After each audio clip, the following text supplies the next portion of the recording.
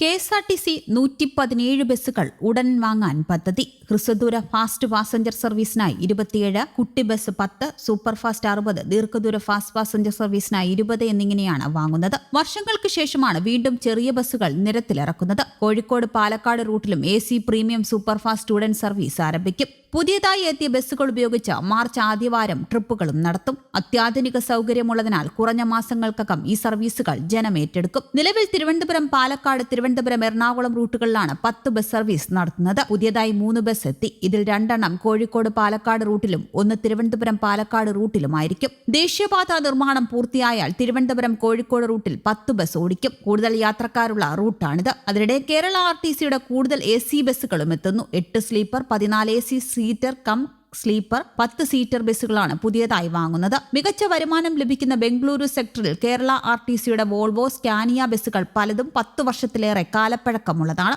ഓട്ടത്തിനിടെ ബസ്സുകൾ തകരാറിലാകുന്നത് പതിവായതോടെ വരുമാന നഷ്ടവും നേരിടുന്നുണ്ട്. കർണാടക RTCയും സ്വകാര്യ ബസ്സുകളും കൂടുതൽ AC സ്ലീപ്പർ സർവീസുകൾ ആരംഭിച്ചതോടെ പഴഞ്ചൻ ബസ്സുകളുള്ള കേരള RTCക്ക് ഇവരുമായി മത്സരിക്കാനാകുന്നില്ല. 3 വർഷം മുൻപ് കേരള RTCയുടെ AC സ്വിഫ്റ്റ് ബസ്സുകൾ എത്തിയെങ്കിലും ചുരുക്കം റൂട്ടുകളിൽ മാത്രമാണ് ഇവ സർവീസ് നടത്തുന്നത്. സ്വിഫ്റ്റിന്റെ മൾട്ടി ആക്സിൽ AC സ്ലീപ്പർ ബസ്സായ ഗജരാജയുടെ 4 വീതം സർവീസുകൾ തിരുവനന്തപുരത്തേക്കും എറണാകുളത്തേക്കുമാണ്. ഈ ബസ്സുകൾ തകരാറിലായാൽ പകരമോടിക്കാൻ സ്ലീപ്പർ ബസ്സില്ല. കൂടാതെ സ്വിഫ്റ്റിന്റെ Thiruvananthapuram seater cum sleeper bus service ഒന്നിടവട്ട ദിവസങ്ങളിൽ മാത്രമാണ്. 2 ബസ്സുകൾ ഉണ്ടെങ്കിൽ പ്രതിദിന സർവീസ് ആരംഭിക്കാം. അതിനിടെ KSRTC നെഫർട്ടിറ്റി ക്രൂയിസ് പാക്കേജിലൂടെ മാർച്ച് 8-ന് KSRTC ഒരുക്കുന്ന കടലിലൂടെയുള്ള ആഡംബര യാത്രയും ഒരുക്കുന്നു. വനിതാ ദിനത്തോടനുബന്ധിച്ച് വനിതകൾക്ക് മാത്രമായ ഒരു ഉല്ലാസയാത്ര ബജറ്റ് ടൂറിസം സെല്ലിന്റെ ആഭിമുഖ്യത്തിലാണ് ആഡംബര ക്രൂയിസ് യാത്രാ കപ്പലായ നെഫർട്ടിറ്റിയിൽ ഉല്ലാസയാത്രയ്ക്ക് അവസരമൊരുങ്ങുന്നത്. 48.5 മീറ്റർ നീളവും 14.5 മീറ്റർ വീതിയും 3 നിലകളുമുള്ള യാത്രാക്കപ്പലാണ് Nefertiti. Kerala shipping and inland navigation കോർപ്പറേഷന്റെ നേതൃത്വത്തിലാണ് നെഫർട്ടിറ്റി പ്രവർത്തിക്കുന്നത്.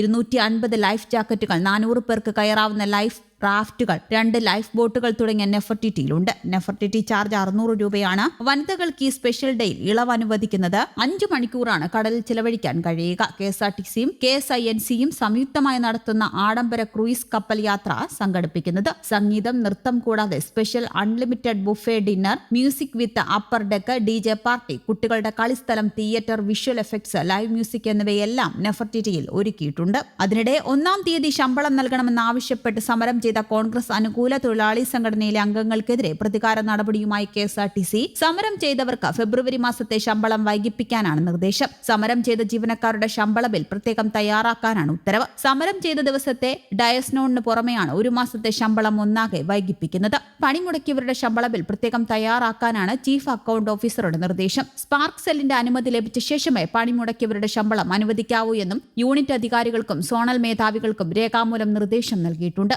ഇതോടെ പണിമുടക്കിയവരുടെ ശമ്പളം വൈകുമെന്ന് ഉറപ്പായി. News desk, Kerala Kaumudi.